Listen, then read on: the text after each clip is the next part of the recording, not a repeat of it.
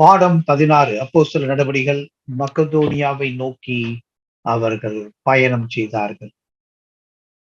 உங்களுக்கு கொடுக்கப்பட்ட பாடங்கள்ல கேள்விகள் கொடுக்கப்பட்டிருந்த முதல் நாள் அப்போஸ்தலர் 16ஆம் அதிகாரம் 1 முதல் 5 வரைக்கும். அதிலே பவுல் தீமோத்தேயுவை தன்னுடைய உடன் ஊழியக்காரராக தெரிந்து கொள்ள பார்க்கிறோம்.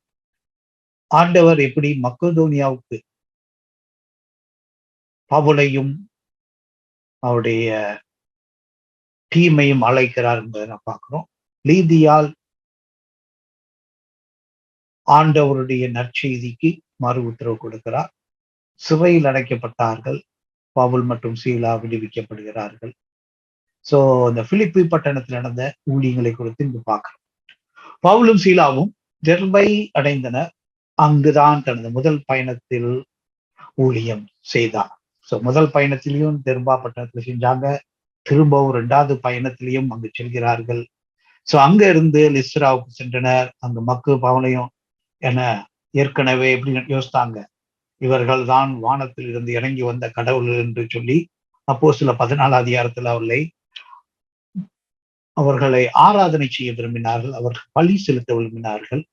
அதற்கு பின்பாக பவுல் அங்கு கல்லடிப்பட்டு மறிக்கும் தருவாயில் இருந்ததாக விட்டு போனார்கள். ஆனால் ஆண்டவர் அவரை எழுப்பினார் என்று சொல்லி நான் பார்க்கிறோம். பவுலின் கவனம் என்னவென்றால் சபைகளை ஸ்திரப்படுத்த வேண்டும். ஏனென்றால் முதல் பயணத்துக்கும் 2வது பயணத்துக்கும் அவங்க கிட்டத்தட்ட 5 ஆண்டுகள் இருந்திருக்கும் சொல்லி சொல்றாங்க. இந்த கேப், இந்த இடைவெளி இருந்ததுனால அவர் என்ன செய்யணும், அங்க போய் அதெல்லாம் பார்த்து சீர் செய்ய வேண்டும், அவர்களுக்கு உதவி செய்ய வேண்டும் என்ற நோக்கத்தோடு செய்தார்கள். பவுல் தீமோத்தேயுவை அங்கு சேர்த்து கொண்டார். முதலாவது பயணத்துல தீமோத்தேயு அங்கு இருந்தார். ஆனால் தீமோத்தேயு ஒரு இளைஞனாக, இளம் வாலிபனாக, ஒரு டீனேஜராக அங்கு இருந்திருக்கும். இப்பொழுது அவர் கொஞ்சம் வளர்ச்சி பெற்று முதிர்ச்சி பெற்றிருக்கிறார். அவரை சேர்த்துக் கொள்கிறார் பார்க்கிறோம். அவருடைய பின்னணியை 1 தீமோத்தேயுல படிக்கும் பொழுது அவருடைய தாயார், அவருடைய பாட்டி, இவர்கள் எல்லாம் ஆண்டவருடைய வசனத்தை நேசித்தவர்கள், அந்த வசனத்தையும் விசுவாசத்தையும் தீமோத்தேயுக்கு கற்றுக் கொடுத்தவர்கள் என்று சொல்லப்பட்டிருக்கிறது. பவுலுடனே சேர்ந்து கொண்ட பொழுது தீமோத்தேயுக்கு என்ன செய்யறாருன்னா விருத்த சேதனம் பண்ணுகிறார்.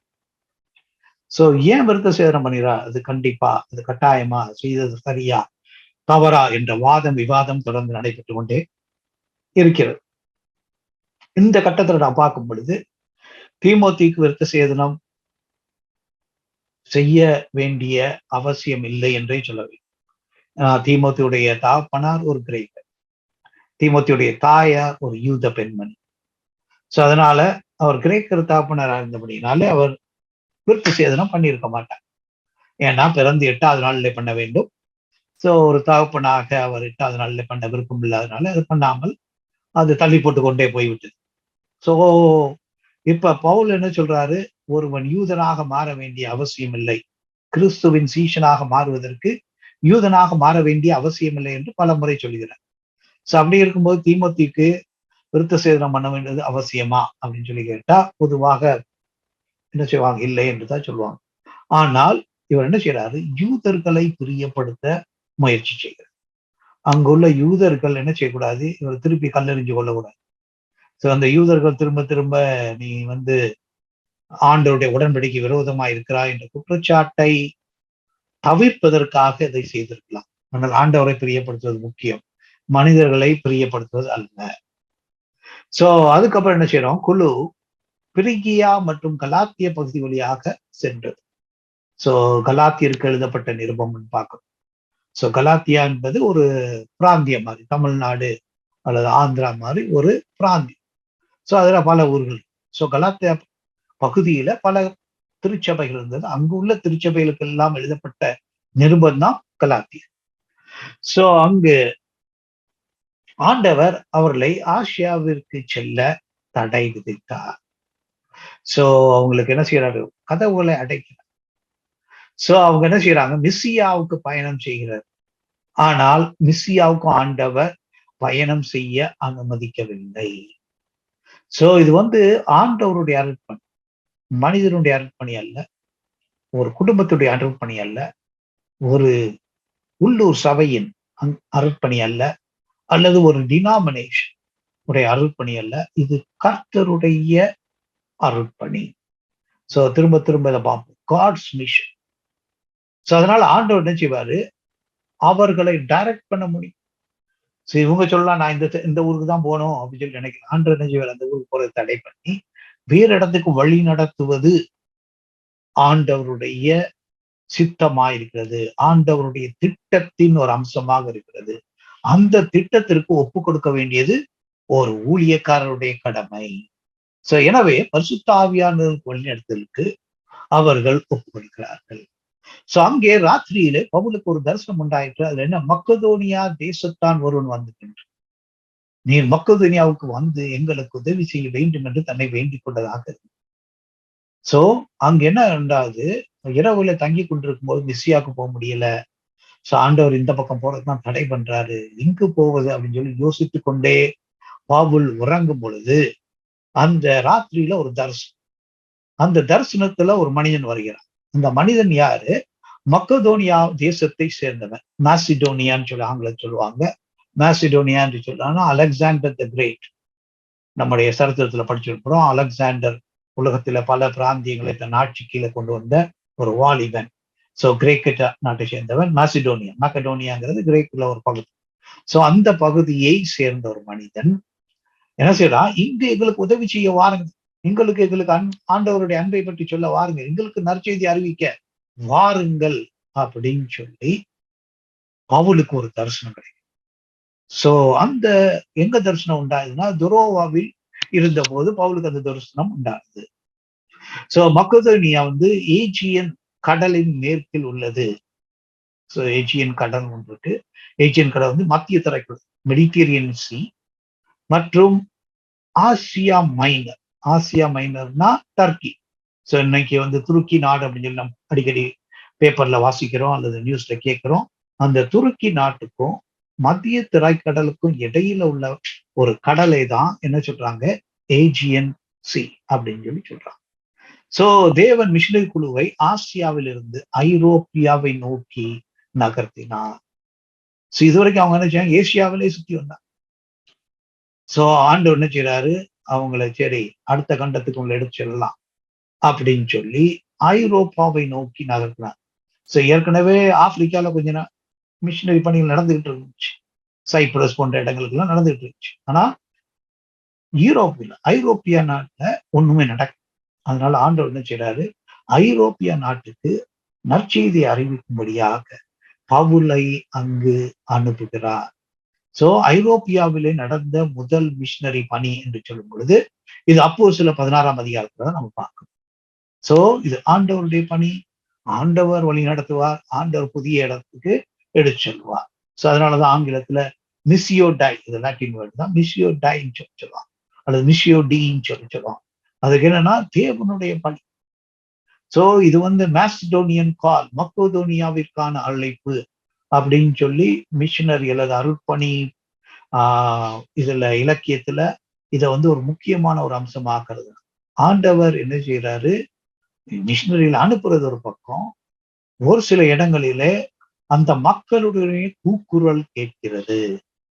அந்த மக்களுடைய கூக்குரல் கேட்கிறது. எப்படி எகிப்தில இஸ்ரேல் மக்களுடைய அழுகையும் அல்லது வேதனையும் அவருடைய அங்கலாய்ப்பையும் ஆண்டவர் கேட்டு மோசேயை அனுப்பினாரோ, அதே போல இன்று பல நாடுகளிலே, பல தீவுகளிலே, பல பட்டணங்களிலே அங்கலாய்ப்போடு இருக்கிற மக்களுடைய கூக்குரலை கேட்டு மிஷினரிகளை அனுப்புகிறார். அதான் மக்கதோனியாவின் அழைப்பு.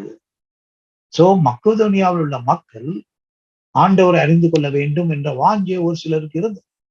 சோ அந்த ஐரோப்பியா பகுதியில ஒரு சில மக்கள் ஜீவனுள்ள தேவனை அறிந்து கொள்ள வேண்டும் என்ற வாஞ்சை இருந்தது. அந்த வாஞ்சையை ஆண்டவர் இருந்தது, பவுல் அறியவில்லை. அதனால பவுல் அங்க போகணும்னு சொல்லி யோசிக்கவே, அல்லது எருசலேமில் உள்ள திருச்சபையோ அல்லது அந்தியோக்கியா பட்டணத்தில் உள்ள திருச்சபையோ அதை அறிந்திருக்கவில்லை. ஆனா ஆண்டவர் அறிந்திருந்தார். அதனால ஆண்டவர் என்ன செய்யறாரு, பவுலுக்கு ஒரு தரிசனத்தை கொடுத்து அந்த தரிசனத்தின் மூலமாக ஐரோப்பியாவுக்கு அவர்கள் எடுத்து செல்லப்படுகிறார்கள்.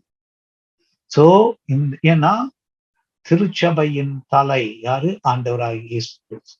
இது ஆண்டவருடைய பணி. இந்த பணிக்கு சபையாகிய சர்வத்துக்கு தலையானவர் ஆண்டவராகிய இயேசு. சோ இந்த ஊழியத்தை எல்லாம் செய்கிறவர் யார்? பரிசுத்த ஆவியானவர். பிதா, குமாரன், பரிசுத்த ஆவியானவர் என்ன செய்றாங்க? அந்த அருட்பணியிலே ஈடுபடுகிறார்கள். சோ அவர் என்ன செய்றாங்க?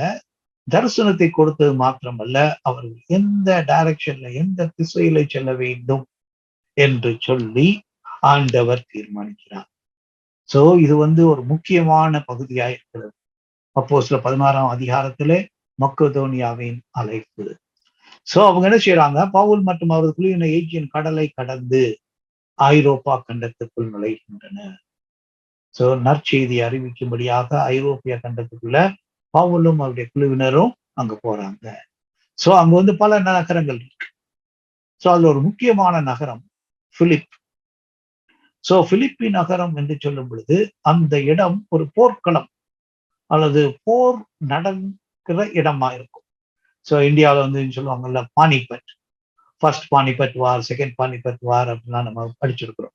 சோ அந்த பகுதியில யுத்தம் அடிக்கடி நடந்துகிட்டே இருக்கு.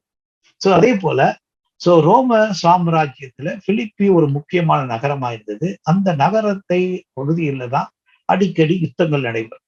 சோ ஒரு முக்கியமான யுத்தம் என்னன்னா கிபி 42ஆம் ஆண்டு, கிறிஸ்துவின் 42ஆம் ஆண்டு மார்க் ஆண்டனி ஆக்டேவியன் படைகள் என்ன செய்யறாங்க? ஒரு உள்நாட்டு போர் நடக்கும். யாரோட? Brutus Cassius. சோ நீங்க ஜூலியஸ் சீசர் அப்படின்னு சொல்லி ஷேக்ஸ்பியர் எழுதின புத்தகத்தை நீங்க படிச்சிருந்தீங்கன்னா அதை படிக்கலாம். சோ என்ன ஆகுது? மார்க் ஆண்டோனியும் அக்டோவியன் படைகளும் யாரோட யுத்தம் செய்யறாங்க?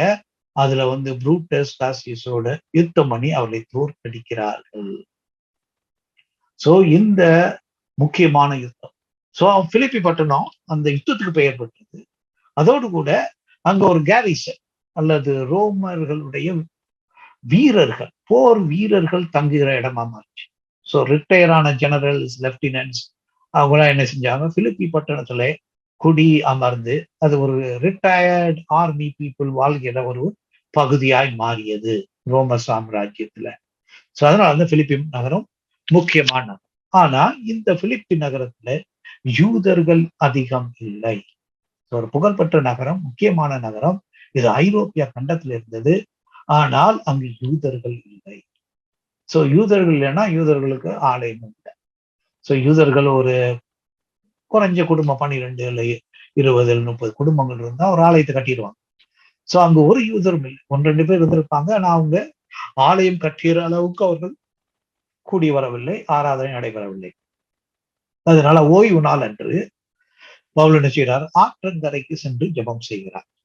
சோ நம்மளும் கடற்கரையில போய் உட்காந்து ஜெபம் பண்ணலாம், இல்ல மலைகள்ல உட்காந்து ஜெபம் பண்ணலாம் அப்படின்னு சொல்லி நிறைய பேர் யோசிக்கிறாங்க, நிறைய பேர் செய்யறாங்க. சோ இங்கு அவர் என்ன செய்யறாரு? அங்க போய் உட்கார்ந்து ஜெபம் பண்ணலாம் அப்படின்னு சொல்லி சோ அங்கு யார பாக்குறாங்கன்னா தியத்திரா ஊரா. தியத்திராங்கிறது சோ நம்ம வெளிப்படத்துல படிக்கிறோம். அங்க கூட ஒரு சபை இருந்தது அப்படின்னு சொல்லி பார்க்கணும். அந்த தியத்திரா ஊரால், சோ அந்த ஊர் இரத்தாம்பரத்துக்கு மிக பெயர் போனது.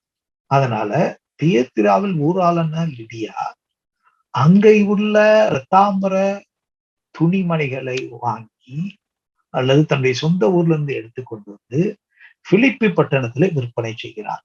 சோ இவளுடைய பிசினஸ் என்ன? தியத்திரா பட்டணத்திலிருந்து இரத்தாம்பரம் துணிகளை வாங்கி அதை கொண்டு பிலிப்பில விற்பனை செய்கிறார். சோ தேவனை வணங்குகிறவர் அப்படின்னு சொல்லி சொல்லப்பட்டிருக்கு. அவள் என்ன செய்யறாரு? மற்ற பெண்களோடு அங்கு என்ன செய்யறாங்க? டைம் பாஸ் பண்ற. இவங்க எல்லாம் புலம்பெயர்ந்த வணிக பெண். சோ அங்கு என்ன செய்யறாரு? பவுல் அவங்களோட கூட பேச்சு கொடுறாரு. ஏன்னா இவர் ஒரு இமிகிரண்ட், இவரும் ஒரு என்னது வேற நாட்டுல இருந்து வந்திருக்காரு. சோ இவங்களும் மற்ற இடங்கள்ல இருந்து வர்றவங்க. சோ மற்ற இடங்கள்ல இருந்து வர்றவங்க என்ன செய்வாங்க? எந்த ஊர்ல இருந்து வந்த அப்படின்னு சொல்லி கேட்டு பழகிறதுக்கான சந்தர்ப்பங்கள் உண்டு. சோ இங்கேயும் உண்டாது அவளை சந்திக்கிறார். சோ அங்க என்ன பார்க்கிறோம்? பவுல் உடனே என்ன செய்யறாரு? ஆண்டவரை பற்றி சொல்வதற்கான வாய்ப்பை பார்க்கிறார். வாய்ப்பு கிடைத்தவுடன் ஆண்டவரை பற்றி சொல்கிறார். சோ அதுல வந்து முழு காரியத்தையும் அங்க எழுதப்படவில்லை. எவ்வளவு நேரம் பேசினாங்க, என்னென்ன காரியங்களை பேசினாங்க, எப்படி பவுல் இதை ஆரம்பித்தார், அதெல்லாம் நமக்கு சொல்லப்படல. ஆனால் என்ன போட்டிருக்கு, கர்த்தர் அவள் இருதயத்தை திறந்தருளினார். சோ அங்கு பவுல் ஜெபம் பண்ண போறார். லிடியா அங்கு பொழுதுபோக்குக்காக மற்ற பெண்களோடு அங்கு வந்திருக்கிறார். சோ அந்த சந்தர்ப்பத்தில் இவர் ஒரு வாய்ப்பை பயன்படுத்தி சுவிசேஷத்தை அறிவிக்கிறார். அதன் மூலமாக ஆண்டவர் கிரியை செய்கிறார். எப்படி கிரியை செய்கிறார்? லிதியாவின் இருதயத்தை திறக்கிறார். சோ திறந்ததும் அவன் என்ன செய்யறார்? ஞான ஸ்நானம் எடுப்பதற்கு என்ன செய்யறார்? ஆயுதம். சோ ஞான ஸ்நானம் கொடுக்குறாங்க. ஆற்றங்கரையில தான் இருக்கிறாங்க, வசதியா போச்சு. சோ ஞான ஸ்நானம் கொடுத்து லீதியால் அக்குழுவினரை தன் வீட்டிற்கு வந்து தங்கும்படி அழைத்தார். சோ இது முக்கியமானது என்னன்னா, ஐரோப்பியாவுல முதலாவது ஆண்டராய் இயேசு கிறிஸ்து ஏற்றுக்கொண்ட ஃபர்ஸ்ட் யூரோப்பியன் கன்வெர்ட்னா லிடியால தான். அவள்தான் ஆண்டவரை ஏற்றுக்கொள்கிறார். சோ அவள் என்ன செய்யறாரு? எங்க வீட்டுக்கு வந்தாங்க. சோ அவளுடைய வாழ்க்கையில ஒரு மாற்றம் ஏற்பட்டு விட்டது.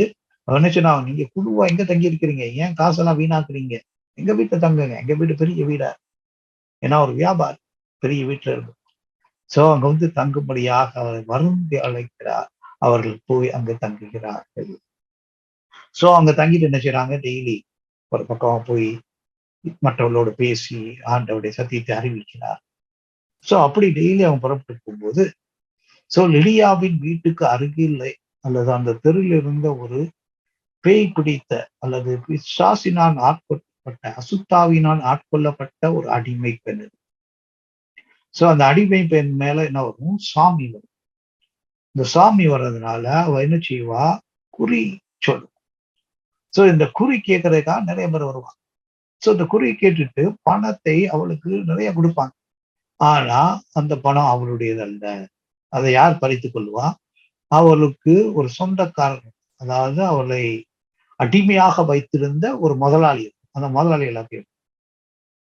சோ இங்க பவுல் இதை பார்த்துக்கிட்டே வர, அவளுக்கு பைத்தோனின் ஆவி என்று சொல்லப்படும். பைத்தோன் என்று சொல்ல ஒரு பைத்தான் சொல்லி நம்ம ஆங்கிலத்துல சொல்ற மாதிரி பைத்தான் ஒரு மலைப்பாம்பு.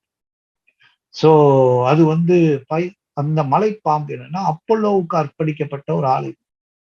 சோ அப்பல்லோ கடவுள், பைத்தோன் என்னது கடவுளுடைய வாகனம். சோ அதெல்லாம் அந்த காலங்களுடைய என்ன செய்யலாம், அவளுடைய நம்பிக்கை என்று சொல்லலாம். சோ அந்த ஆவி அவளை ஆட்கள். சோ குறி சொல்லுகிற ஏவுகிற ஆவியை கொண்டிருந்து அவ குறி சொல்றதுனால, சோ ஒரு நாள் பவுல் என்ன செய்யறாரு? கோவம் வருது. ஏன் கோவம் வருது? பவுலுடன் இருப்பவர்கள் இந்த மனிதர் உன்னதமான தேவனுடைய ஊழியக்கார். அவ என்ன அட்வர்டைஸ்மெண்ட் கொடுக்குறா? சோ இவர் உன்னதமான தேவனுடைய ஊழியக்கார், ரட்சிப்பின் வழியை அறிவிக்கிறவர் சொல்லி அனௌன்ஸ்மெண்ட் பண்ணு. சோ இதை வந்து டெய்லி இதை சொல்லிக்கிட்டே இருக்கிறார். இவர் அந்த பக்கம் போகும்போதெல்லாம் நான் சொல்லிட்டு. சோ ஒரு நாள் இதை பார்த்து அவர் எரிச்சார். ஏன் எரிச்சுகிறார்? ஏன் கோபம் வந்து? சோ ஏன் அந்த அடிமை பெண்ணை பார்த்து அவர் கோவப்படணும்? சோ பிசாசு இவருக்கு அட்வர்டைஸ்மெண்ட் கொடுக்க வேண்டிய அவசியம் இல்லை. சோ சாத்தான் என்ன செய்ய வேண்டியதில்லை, இவருக்கு அட்வர்டைஸ்மெண்ட் கொடுக்கணுங்கிற அவசியம். சோ அதனாலதான் அவருக்கு கோவம். அவ ஒரு ஆன்மீக ரீதியாக அடிமையாய், ஸ்பிரிச்சுவல் பாண்டேஜ். ஏன்னா பிசாசின் பிடியில இருக்கு. சோ இன்னொரு பக்கம் எஜமானுக்கு அடிமையா இருக்கு. சோ அவர்கள் என்ன செய்வாங்க? உபத்திரப்படுத்தியிருப்பாங்க, சித்திரவதை பண்ணிப்பாங்க. சோ என்ன செய்யறாங்க? அவளை பார்த்து அவள்கிட்ட இருக்கிற அசுத்தாவியை வெளியேறுபடியாய் கண்டிருக்கிறார். சோ அவளுக்கு என்ன உண்டாகுது? விடுதலை உண்டாகுது. அதை பார்த்த அவருடைய எஜமான்கள் என்னாச்சு? அடடா, நம்ம காசு சம்பாதிக்கிற வழி எல்லாம் போயிருச்சு. சோ இனிமே இவ குறி சொல்ல மாட்டாள். சோ நம்முடைய பொழப்பு என்ன ஆகுது அப்படின்னு சொல்லி அவர்கள் எல்லாம் சேர்ந்து என்ன செய்யறாங்க? பவுலை சீலாவையும் அடிக்கிறாங்க, புதைக்கிறாங்க. சோ அப்ப என்ன ஆகுது? அங்க இருந்த மற்ற போலீஸ், அங்க உள்ள அதிகாரிகள், இந்திய காவல்துறை மூலையே என்ன செய்யறாங்க? சேர்ந்து அடிக்கிறாங்க. சோ எது நியாயம், எது நீதிலாம் விசாரிக்கல. சோ அவர்கள் சிறையில் தள்ளப்பட்டாங்க. ஒரு விசாரணை கிடையாது, ஒண்ணும் கிடையாது. தூக்கி ஜெயில போட்டாங்க. சோ இது வந்து ஒரு அசுத்தாவி பிடித்த ஒரு பெண்ணுக்கு விடுதலை. முதலாவது லிடியா, ஒரு பணக்கார பெண், ஒரு வியாபாரி. அவள் ஆண்டவராகிய இயேசு கிறிஸ்துவை ஏற்றுக்கொள்கிறார். அடுத்தபடியா யாரை ஏற்றுக்கொள்றா? ஒரு அடிமை பெண். அதுக்கப்புறம் என்ன ஆகுது? பவுலும் சீலாவும் சிறைச்சாலையில இருக்கிறாங்க. இதை குறித்து நம்ம நிறைய பிரசங்கம் பண்ணியிருப்போம், பிரசங்கம் கேட்டிருப்போம். அவங்க என்ன செய்யறாங்க? அந்த அடிமை பெண்ணின் எஜமான்கள் மோசடிக்காரர்கள், மாஃபியா. அவளை வைத்து சம்பாதிச்சாங்களே ஒழிய அவன் மேல் அக்கறை காட்டவில்லை. அவர்களுக்கு கிடைத்த வருமானம் முடிந்து விட்டது. அவளை பத்தி அக்கறை இல்லை. அப்ப என்ன செய்யறாங்க? பவுலும் சீலாவும் தூக்கி என்ன செய்யறாங்க? ஜெயில போறாங்க. ஏன் பவுலும் சீலா மட்டும் போடுறாங்க? அவர்கள் தோற்றத்தில் யூதர்களாயிருந்தாங்க. அவளை பார்க்கும்போது எப்படி இருந்துச்சு? யூதர்கள் தெரிஞ்சிருச்சு. மற்ற தீமோத்தேயு, லூக் எப்படி இருந்தாங்க? அவங்க எல்லாம் எப்படின்னாங்க? கிரேக்கர்களை போல. அல்லது அவர்கள் ஏன்னா லூக்கா யூதர் அல்லாது. தீமோத்தேயுடைய அப்பா யூதர் அல்லாது. அதனால அவனை பார்க்கும்போதே தெரியுது இவங்க யூதர்கள் இல்லை. பவுலு சீலாவும் யூதர்கள் நிச்சயமா தெரியுது. சரி, இவங்க யூதர்கள் மேல ஏற்கனவே என்ன ஒரு விதமான தவறான மனப்பான்மை மக்களுக்கு இருக்கும். எல்லா இடங்கள்லயும் என்ன செய்யறாங்க? ஒரு சில மக்களை குறித்து ஒரு சில தவறான எண்ணம் வச்சிருக்கிறாங்க. இங்கும் அவரை குறித்து ஒரு தவறான எண்ணம் இருந்தது. அதனால அதை யோசித்து கொண்டு என்ன செய்யறாங்க? 2 பேரும் மட்டும் தான் பிடிச்சிட்டு போறாங்க. அவங்க 2 பேரும் விட்டாங்க. ஒருவேளை அவங்க 2 பேரும் என்ன பண்ணிருப்பாங்க? நேரா லிடியா வீட்டுல போய் உட்கார்ந்துருப்பாங்க. என்னடா செய்யுதுன்னு தெரியாம. அவர் என்ன செய்யறாங்க? அவருக்கு குற்றச்சாட்டை கொண்டு அதுல ஒரு திரள் கூட்டம் வந்தது. அவங்க எப்படி குற்றச்சாட்டை கொண்டு வர்றாங்க? ஒரு கூட்டத்தை கூட்டு வராங்க. அவங்க தனியா வரல, திரள் கூட்டம் அல்லது கும்பலா என்ன செய்யறாங்க? அவர்களை அங்க உள்ள ஜட்ஜ் என்ன செய்யறாரு? மேஜிஸ்ட்ரேட், நீதிபதி என்ன செய்யறாரு? அவர்கள் யூதர்களுக்கு எதிராக ஒரு சார்பு கொண்டிருந்தார். அதனால என்ன செய்யறாரு? போய் ஜெயில போடுங்கடான்ட்டு. அவளை விசாரிக்கவும் அவங்க யாருன்னு கேட்கல. இந்த ஊர்ல இருந்து வந்தாங்க, ஏன் அதை செய்யறாங்க? அதெல்லாம் ஒண்ணுமே கேட்க, ஜெயில போட்டு நாளைக்கு பாத்துக்கலான்ட்டு. அந்த இரவிலே அவர்கள் சிறையில் அடைக்கப்பட்டார். இந்த கட்டத்துல என்ன செய்யல? பவுல் ஒண்ணுமே சொல்ல. பவுல் என்ன செய்யறாரு? அதை எல்லாம் பொறுமையாய் சகித்துக் கொள்கிறார். சீலாவும் அதை பொறுமையாய் சகித்துக் கொள்கிறார். அவர் ஒண்ணுமே சொல்ல. நாங்க ரோம சிட்டிசன்ஸ், எங்களை நீங்க இப்படி செய்யறது நியாயம் இல்லை அப்படின்னு சொல்லி கேட்டிருக்கலாம். ஆனால் அவர்கள் ஒன்றும் பேசவில்லை. ஒரு சில இடங்கள்ல பவுல் பேசுகிறார். நாங்க என்னது? ரோமானியத்தை சேர்ந்தவர், ரோமன் சிட்டிசன்ஸ், குடிமக்கள் அப்படின்னு சொல்றாங்க. ஆனா இங்கு அவர்கள் அப்படி சொல்லவில்லை. சிறையில இருக்கும் பொழுது என்ன ஆகுது? அதுல குறித்து நாம் பார்க்கிறோம். அவர்கள் ஆண்டவரை துதித்து பாடினார்கள். அந்த பாடல் சத்தம் வெளியேயும் கேட்டது. மற்ற சிறையில் இருந்த அந்த கைதிகள் கூட அந்த பாடலை கேட்டார்கள். அவர் ஆண்டவரை துதித்தார்கள். அப்பொழுது திடீரென என்ன உண்டாது? ஒரு நிலநடுக்கம் உண்டாகிறது. அதுக்கு இயற்கைக்கு அப்பாற்பட்டது. சாதாரண உணர்வில் இயற்கைக்கு அப்பாற்பட்டது. அது மாத்திரமல்ல, கதவுகள் திறக்கப்பட்டது. சிறைச்சாலை கதவுகளை தான் கைதிகள் நினைச்சோம் ஈஸியா ஓடி. அது மாத்திரமல்ல, சங்கிலிகள் தளர்த்தப்பட்டு, சங்கிலிகள்லாம் உடைஞ்சு போச்சு. இப்ப என்ன செய்யலாம்? ஈஸியா ஓடி தப்பித்து ஓடி விடலாம். ஆனால் அவர்கள் அதை செய்யவில்லை. ஏன்னா ரோம சட்டத்தின்படி கைதிகளை தப்பிக்க அனுமதித்த எந்த ஒரு அதிகாரிக்கும் மரண தண்டனை கிடைக்கும். அதுதான் இந்த ஜெயிலர். இந்த சிறைச்சாலைக்கு அதிபதியா இருந்த அல்லது சிறைச்சாலைக்கு அதிகாரியா இருந்தவர் நம்ம சொல்லலாம் இன்ஸ்பெக்டர் ஜெனரல் ஆஃப் பிரிசன்ஸ், ஒரு ஐபிஎஸ் அதிகாரி. அந்த ரேங்க்ல இருக்கிற அவர் இந்த நிலநடுக்கம் வந்தது அவருக்கு நடக்குமாய். எல்லா கைதிகளும் ஓடி போயிட்டா நம்ம நிலை என்ன ஆகுது? என்ன செய்வாங்க? அப்படிப்பட்ட சந்தர்ப்பங்களிலே அந்த அதிகாரியை ரோமாபுரிக்கு அழைப்பார்கள். ரோமுக்கு போகணும். அங்க ரோமுல போன பிறகு அங்கு என்ன செய்வாங்க? விசாரணை செய்வாங்க. விசாரணை செய்து விட்டு தூக்கு தண்டனை. இவர் என்ன யோசிக்கிறாரு? நம்ம ஏன் விசாரணைக்கு போகணும்? அங்க போனாலும் சாவு, இங்கேனாலும் சாவு. நாம என்ன செஞ்சுக்கலாம்? தற்கொலை செய்து விடலாம் அப்படின்னு சொல்லி யோசிக்கிறேன். அங்க போகுவதனாலே என்ன ஆகும்? போற நேரம் எல்லாம் டென்ஷன். அங்க போய் என்ன இருக்கும்? மன உளைச்சல் உண்டாகும். மனவேதனை உண்டாகும். இதுக்கப்புறம் என்ன முடிவு உண்டாகும்? தூக்குல போடுவான். சோ இப்படிப்பட்ட ஒரு கடினமான ஒரு பெயின், வேதனையான ஒரு வாழ்க்கை வாழ்வதை விட என்ன செய்யலாம்? மரணத்தை சந்திக்கலாம் அப்படின்னு சொல்லி அவர் என்ன செய்யறாரு? தற்கொலைக்காக ஆயத்தம். சோ பவுலுக்கு இது தெரியும். பவுல் என்னது? யூதன் மாத்திரமல்ல, அவர் ரோமன் சிட்டிசன், ரோமாபுரியின் குடிமகன். அதனால அவர் கலாச்சாரம் தெரிகிறது.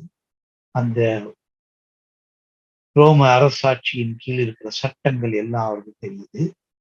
சோ அந்த ஜெயிலர், அந்த சிறை அதிபதியின் உடைய நிலையை அவர் நன்கு புரிந்து கொண்டார். அவர் மன உளைச்சலை புரிந்து கொண்டார். தற்கொலை செய்ய வேண்டும் என்ற விருப்பத்திற்கு வந்த நோக்கத்தை அவர் புரிந்து கொண்டார். சோ உடனே இவர் என்ன சொல்றாரு? பவுல் சத்தமாக சொல்றாரு. என்ன சொல்றாரு? நாங்க இங்கதான் இருக்கிறோம். நீ என்ன செய்யாத? தற்கொலை பண்ணாத. நாங்க எங்க ஓடல. நீ பயப்பட வேண்டிய அவசியம் இல்லை. சோ நாங்க இங்கதான் இருக்கிறோம். நாங்கள் தப்பி ஓடவில்லை என்று சொல்லி சத்தமா சொல்றாரு. சோ இதை கேட்ட அந்த ஜெயிலர் சோ என்ன செய்யறாரு? ஆச்சரியம்.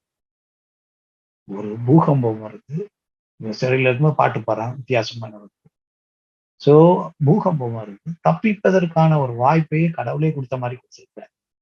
ஆனா இவங்க தப்பி போகவில்லை. சோ இவங்க வித்தியாசமான ஆட்களா இருக்கிறாங்க. சோ அவர் என்ன செய்யறாங்க? அந்த ஐபிஎஸ் ஆபீஸ் டைரக்டர், இது என்னது, இன்ஸ்பெக்டர் ஜெனரல் ஆஃப் பிரிசன்ஸ், அவர் பவுல் சீலாவுடைய கால்களிலே வந்து விழுகிறார். சோ விழுந்து என்ன செய்யறார்? ரட்சிக்கப்படும்படி நான் என்ன செய்ய வேண்டும்? சோ இங்குதான் ஒரு முக்கியமான ஒரு சந்தர்ப்பத்தை நான் பார்க்கணும். சோ லூக்கா எல்லா விஷயத்தையும் விரிவாக எழுதவில்லை. சோ அங்க பெரிய கான்வர்சேஷனா நடந்திருக்கலாம். சோ அவர் கேட்ட கேள்வியின் சாராம்சம், நீங்கள் வித்தியாசமானவர்கள், நீங்கள் ஓடவில்லை, என்னுடைய உயிரை காப்பாற்றினீர்கள். சோ நான் ரட்சிக்கப்படும்படி நான் என்ன செய்ய? என்னுடைய வாழ்க்கை சீரடையும்படியாய் நான் என்ன செய்ய வேண்டும்? சோ அவருக்கு என்ன பதில் சொல்றாரு? இயேசு கிறிஸ்துவை விசுவாசி, அப்பொழுது நீங்களும் உங்கள் வீட்டாரும் ரட்சிக்கப்படுவீர்கள். சோ இந்த வசனத்தை நம்ம பல முறை பிரசங்கம் செய்திருப்போம், அல்ல பிரசங்கம் செய்து கேட்டிருப்போம். சோ அதனுடைய எங்க சொல்லப்பட்டது? பிலிப்பி பட்டணத்தில் சொல்லப்பட்டது. எந்த சந்தர்ப்பத்தில் சொல்லப்பட்டது? அங்க பிலிப்பியுடைய சிறையின் அதிகாரி தற்கொலை செய்ய முற்படும் பொழுது சொல்லப்பட்டது. சோ அங்கு அவர் என்ன செய்யறார்? வீட்டுக்கு கூட்டிட்டு போறார். என்ன செய்யறாரு?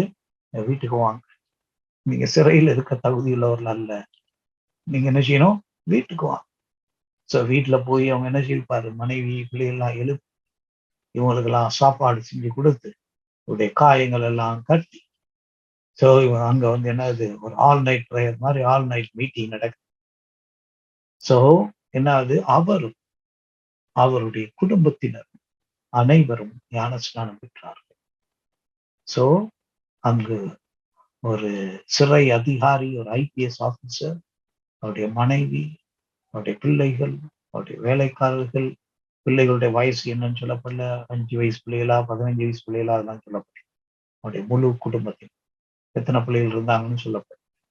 அதோடு கூட அவருடைய வீட்டில் இருக்கிற வேலைக்காரர், சேவகர்கள், யார் யார் விருப்பப்பட்டாங்களோ அவங்களுக்கு எல்லாருக்கும் ஞான ஸ்நானம் கொடுக்கப்பட்டது. சோ ஒரு பெரிய என்ன உண்டாது? ஒரு மாற்றம் உண்டாது. சோ இவர்கள் சிறையில் அடைக்கப்பட்டார்கள், ஆனா சிறையில் ஆண்டவர் அற்புதம் செய்தார். சோ விடுதலையான பிறகு, சோ விடுதலை ஆறதுக்கு என்ன செய்யறாங்க? மேஜிஸ்ட்ரேட் எல்லாம் சொல்றாங்க, சோ அவங்கள ரிலீஸ் பண்ணி விட்டுருங்க அப்படின்னு சொல்றாங்க. அப்ப பவுல் சொல்றாரு, நாங்க யாரு?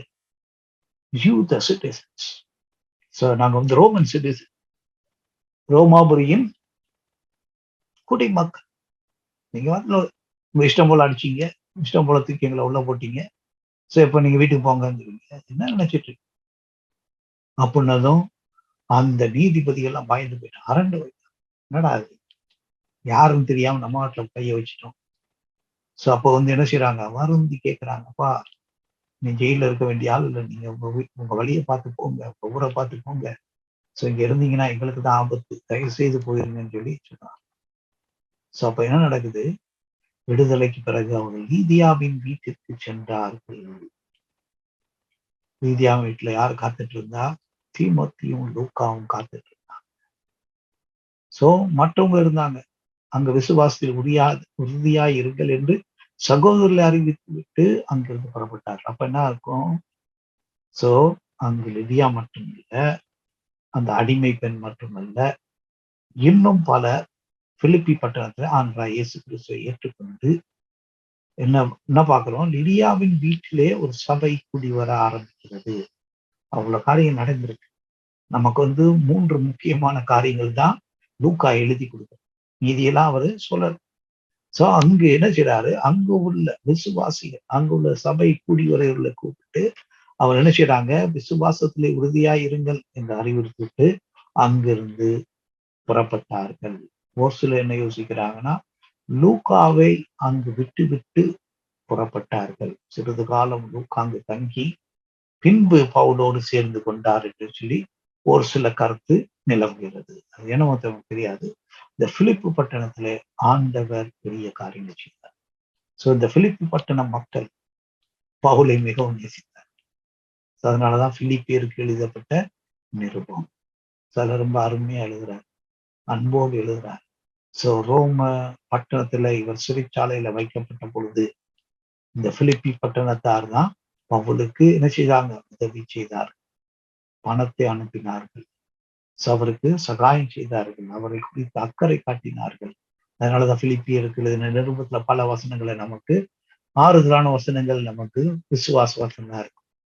சோ பிலிப்பில இருந்த சபையில் உள்ள அங்கத்தினர்கள் யார் யார் அப்படின்னு பார்த்தோம்னா, லீதியா.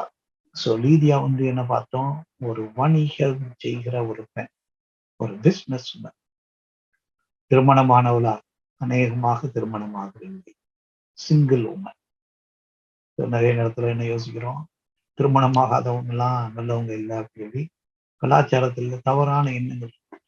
ஒரு சில என்ன செய்யறாங்க, திருமணமாகாமல் ஒரு சில காரணங்களுக்காக, ஒருவேளை தனிப்பட்ட காரணங்களா இருக்கலாம், ஒரு சிலர் ஆண்டவருடைய ஊழியத்தின் அழைப்பை பெற்று கூட திருமணமாகாமல் இருக்கிறார்கள். முக்கிய கத்தோலிக்க சபையில நிறைய பேர் திருமணமாகாமல் இருக்காங்க. அதே போல சிபிஎம் சபையில திருமணமாகாமல் இருப்பாங்க. சோ அந்த காலங்கள்ல வந்து மிஷினரிகள்ல பைபிள் உமன் சொல்லியிருந்தாங்க. அவங்க எல்லாம் திருமணமாகாமல் தனிமையா இருந்தவர்கள். சோ அவர்களை ஆண்டவர் பயன்படுத்தினார். சோ ஐரோப்பியா கண்டத்துல நற்செய்தி அறிவிக்கப்பட்டது முதலில் ஆண்டவரை ஏற்றுக்கொண்ட அந்த கண்டத்துல யாருன்னு பார்த்தா லீதியா. சோ பவுலை சொல்லலாம், சீலாவை சொல்லலாம், ரோமன் சிட்டிசன்ஸ். ஆனா ஐரோப்பியாவிலே வாழ்ந்து கொண்டிருந்த ஒரு குடிமகள் அப்படின்னு சொல்லி சொன்னோம்னா லீதியாவை தான். சோ அவள் ரட்சிக்கப்படுறப்பாங்க. சோ அந்த ஊரிலே மிகவும் பணக்கார பெண். ஏன் பணக்கார பெண் என்று சொல்லிடுறோம்னா, அவள் என்ன செஞ்சுட்டு இருந்தா, இரத்தாம்பர ஆடைகளை விட்டுக் கொண்டிருந்தாள். சோ இரத்தாம்பர ஆடைகள் என்று சொல்லும்போது அது அரசர்கள் உடுத்தும் உடை, சாதாரண மக்கள் உடுத்துற உடை. சோ அரசர்கள், அதிகாரிகள் அல்லது மந்திரிகள் அல்லது இந்த ஜெனரல், மிலிட்டரி ஜெனரல்ஸ், இவங்க தான் அந்த அப்படிப்பட்ட துணிகளை வாங்கவும் முடியும், அதை உடுத்துவதற்கு அவர்களுக்கு பணமும் அதிகாரமும் இருந்தது. அப்ப லீதியா வந்து ஒரு பணக்கார பெண் மட்டுமல்ல, அவரிடத்தில் உள்ள கஸ்டமர்ஸ், அவருடைய பொருட்களை வாங்குகிறவர்கள் பணக்காரர்களா இருந்தார்கள். நிறைய இடத்துல நம்ம யோசிக்கிறோம், நற்செய்தி ஏழைகள் தான் கேட்கிறாங்க, பணக்காரன் கேட்கறது இல்லை. ஆனா இங்க என்ன சொல்லப்பட்டிருக்கிறது, லீதியாளின் இருதயத்தை கர்த்தர் திறந்தார். சோ கர்த்தர் ஒரு பணக்கார பெண் ஆகிய லீதியான் இருதயத்தை பிலிப்பில திறந்தார் என்றால், இன்றைக்கு நம்முடைய ஊர்ல உள்ள பணக்காரருடைய இருதயத்தை ஏன் திறக்க மாட்டார்? இயேசு கிறிஸ்து நேற்றும் இன்றும் என்றும் மாறாதவராயிருக்கிறார். அன்று கிரியை செய்த கர்த்தர், அன்று கிரியை செய்த பரிசுத்த ஆவியானவர், அன்று கிரியை செய்த ஆண்டவருடைய வசனம் இன்றும் செயல்படுகிறது. அப்ப நம்ம இதை குறித்து சிந்திக்கவில்லை. இதை குறித்து நம்ம யோசிக்கவில்லை. சோ லீதியாளை குறித்து அதிகமா பிரசங்கிக்கப்படுவதும் இல்லை.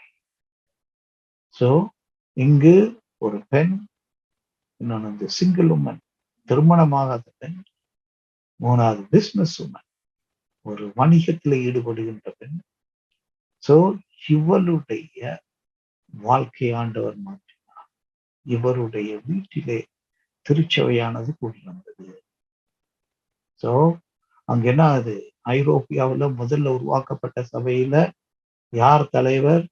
லிதியால் தான். ஆண்டவர் பெண்களை ஊழியர்களை பயன்படுத்துகிறார் என்பதற்கு இது ஒரு சாட்சி. சோ அடிமை பெண். அடுத்து என்ன பார்க்கிறோம்? முதலாவது லூக்கா எழுதுறது ஒரு பணக்கார பெண்ணை பத்தி எழுதுறார். அடுத்தாப்புல என்ன பண்றார்? சமூகத்திலே அடிமட்டத்தில் இருந்த அடிமை பெண். சோ முதலாவது சமூகத்திலே உயர் மட்டத்தில் இருந்த ஒரு பெண். சோ இங்கு வந்து என்ன பார்க்கிறோம்? அடிமட்டத்தில் இருந்த. சோ லீதியால் வந்து புலம்பெயர்ந்தவர்களா கூட இருந்துச்சுன்னா தைரியா பட்டணத்துல இருந்து வந்தவர். சோ லிதியா படித்த அடிமை பெண், ஏழை, ஒடுக்கப்பட்ட, படிக்காத. சோ அவரை குறித்து அக்கறை கொள்பவர்கள் யாரும். அவளை என்ன செய்தாலும் யாரும் கேட்கறதுக்கு ஆள் இல்லை, கேட்கறதுக்கு நாதி இல்லைன்னு சொல்லி சொல்றாங்க. அந்த மாதிரி ஆண்டவர் என்ன செய்யறார்? அந்த பெண்ணை விடுவிக்கிறார். ஆண்டவர் லிதியாலை விடுவித்தார் என்றால் அடிமை பெண்ணை விடுவிக்கிறார்.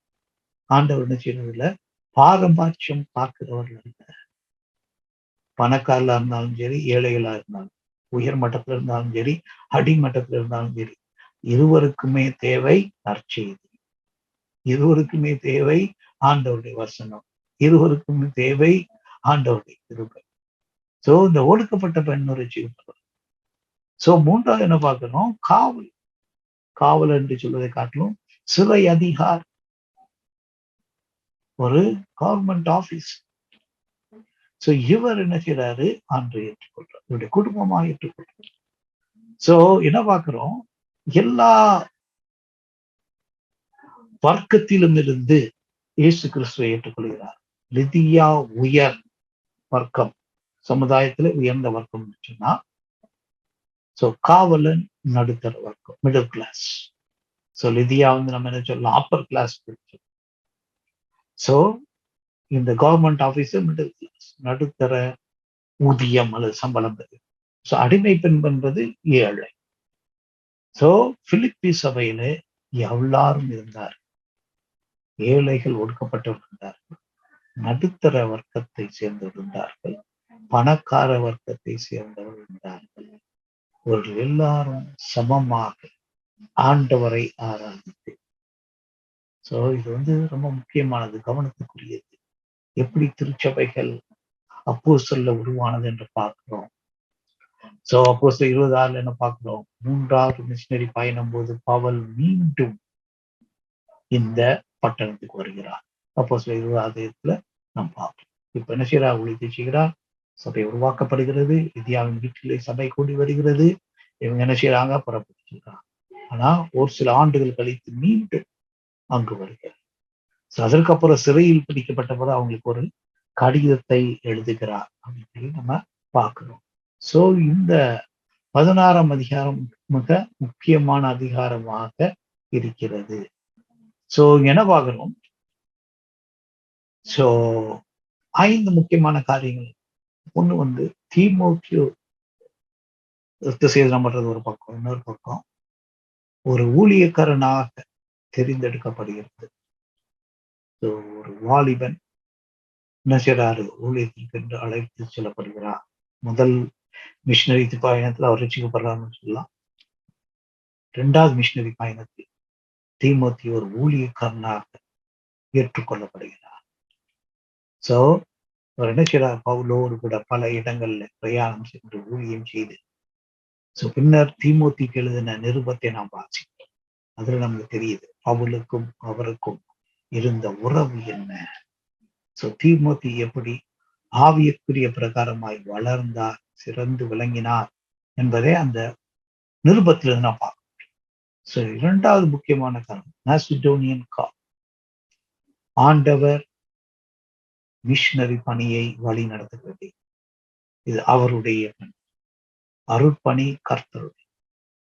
ஆண்டவர் இன்றைக்கும் மாசிடோனியாவில் இருந்த மனிதர்கள் நற்செய்திக்காக இயங்கினது போல ஒரு சில கிராமங்கள்ல இருப்பாங்க, அல்லது ஒரு சிலர் நிலையில இருப்பாங்க, ஒரு சிலர் என்ன செய்வாங்க, துறையில இருப்பாங்க, அல்லது ஒரு சிலர் புலம்பெயர்ந்தவர்களா இருப்பார்கள், அல்லது சிறைச்சாலையில இருப்பார்கள். அவருடைய கூக்குரலை ஆண்டவர் கேட்கிறார்.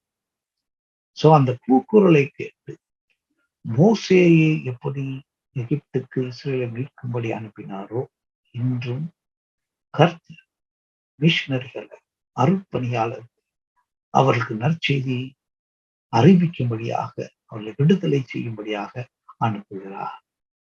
அவர்தான் என்ன செய்யறோம்? நம்ம வேதத்துல வாசிக்கும் பொழுது இயேசு கிறிஸ்து சொல்லும் பொழுது அறுவடை மிகுதி, வேலையாட்களை கொஞ்சம். என்ன கேட்கணுமா?